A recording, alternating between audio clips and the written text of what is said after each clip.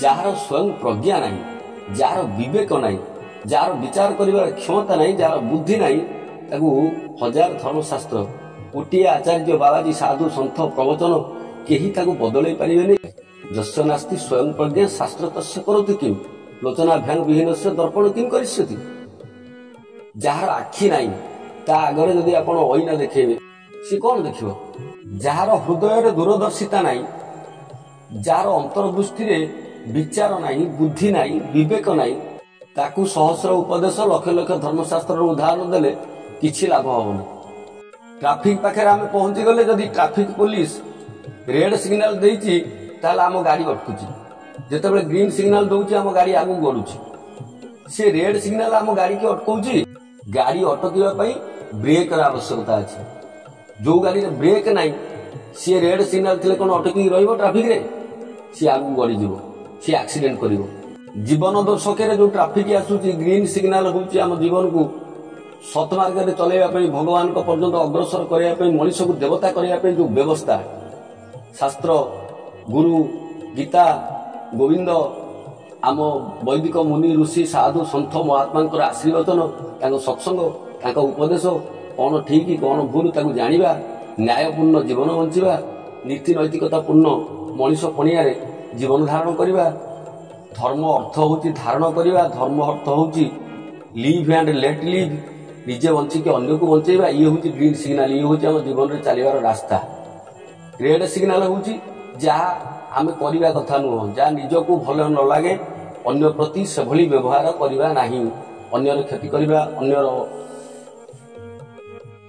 अन्य को कष्ट दवा, अन्य को दुख दवा, अन्यर धन अपहरण करवा, अन्यर अधिकार क्षुण्ण करवा, अन्य को ठकी दवा, अन्यर अहित करवा, परर अपकार करवा, यही सब हूँ रेड सिग्नाल। ये सब कले आम जीवन उन्नत हम नहीं, आम व्यक्तित्व निर्माण हम नहीं, आम आत्म साक्षात्कार करें नहीं, आम आमको चिन्ह पारा नहीं, आम कौटू आसुआड़े कुआड़े जा ये सब जापर नहीं। कामना बासन सबुदिन बुड़ीकी रहा। तेणु ये जो ग्रीन सिग्नाल अच्छी, जो रेड सिग्नाल अच्छी, कौटा भूल कौटा ठीक, कौटा न्याय कौटा अन्याय, ये कथा जानला पर भी पुणी मनीष भूल केमती करुच्ची। कारण निजर ब्रेक नहीं, निजर प्रज्ञा नहीं, निजर विचार नहीं, निजर बुद्धि विवेक को सी प्रयोग करने चाहूने। भगवान कृपा करुणा कर बुद्धि देइछन्ति, विचार देइछन्ति, विवेक देइछन्ति। जीए ये बुद्धि विचार ये विवेक को ये अंतकरण आह्वान को सांगे धरिकी जीवन यात्रा करुच्ची, सी आनंद रे चली, सुख रे चली, खुशी रे चली, सी जाइकी जीवन लक्ष्य स्थल में जाइकी पहुंची जीव। नचेत भगवान आम कर्म करने पछरे जन को छाड़ी जी देखी देखिका जाऊँगी, जी आमको सब जाक चित्र को जी फोटो उठेकी गुप्त आकार में रखुची, सी हूँ चित्रगुप्त। सी सब जाक गुप्त चित्र को ये जो सिक्रेट पिक्चर को आम जहाँ सब लुचौंती भावुं, सी सबू ता मेमोरी चिप भितर सी सबू स्टोरेज करके रखुची। ईश्वर ये मनीष को समस्त शक्ति प्रदान करके शरीर मन बुद्धि इंद्रिय द्वारा सुंदर करके सजैकी जीवन संग्राम में केमती लड़ब, केमती विजय हम से ये धरा को ये मर्त्य को ये संसार को से पठे सहित पूर्ण स्वाधीनता देइछन्ति, स्वतंत्रता देइछन्ति। से कर्म करिवो, कर्म करिवारे केही बाधा सृष्टि करि परिबेनि। ता मन बुद्धि ता विवेक विचार को से लगेगी से कर्म करिवो। ये कर्मभूमि, कर्म करिया पई ताकू स्वतंत्र अधिकार दिया जायछि। कर्मण अधिकार अस्तु मा फलेषु कदाचन, फल कौन फलिबो, कौन रिजल्ट मिलिबो से कथा भगवान जानती, से कथा ईश्वर जानती। किंतु मनीष एठी कर्म करिवा पई बाध्य, कर्म करिवा पई ताकू स्वतंत्र अधिकार प्रदान करिकी ता सहित सी चित्रगुप्तंकर गोटे व्यवस्था मध्य करछन्ति। कारण सी भगवान कोउथिरे हस्तक्षेप करंती नाही। आमे जहा करिवा तार फल आमको मिलिबो, सेथिपई तार व्यवस्था करछन्ति। सेथिपई से प्रकृति सत्व रज तम तीनोटी गुण, से गुणर वशीभूत होइकी जे जहा करिवो सी ता पाइबो। भगवान कर्म रे लिप्त नुहंती, सी अकर्मा, कर्म सहित तांकर कोनोसी संपर्क नाही। पुणी सब संपर्क अछि कर्तुम अकर्तुम अन्यथा कर्तुम, सी सबुथिरे थांती कोउथिरे नथांती सी होउछन्ति ईश्वर सी होउछन्ति भगवान। मनीष जदि भल कर्म करिवो तार परिणाम शुभ हबो, जदि मंद कर्म करिवो तार परिणाम अशुभ हबो। जेमिति गाई बेकरे काठ घंट सेमति प्रकृति ता अधीन रे कर्म सब होउछि सत्व रज तम तीन गुण रे। आमे जदि तमे निश्चय विधि को अवज्ञा करिपार तार नीति को ताच्छल्य करिपार ये स्वाधीनता तमर अछि। प्रकृति किंतु तार निर्मम आघात तुमको केवे भी बंचेइबने ये स्वाधीनता मध्य प्रकृति अच्छी।